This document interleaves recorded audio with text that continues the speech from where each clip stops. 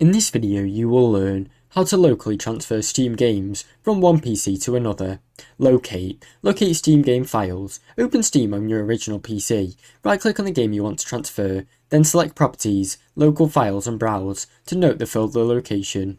Copy the game folder, close Steam, then copy your entire game folder to an external drive or network location. Install Steam on your new PC.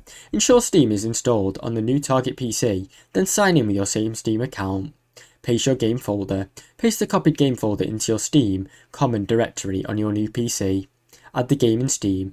On Steam, click Add New Game. Add a non-Steam game, then browse to your game exclusives in your files.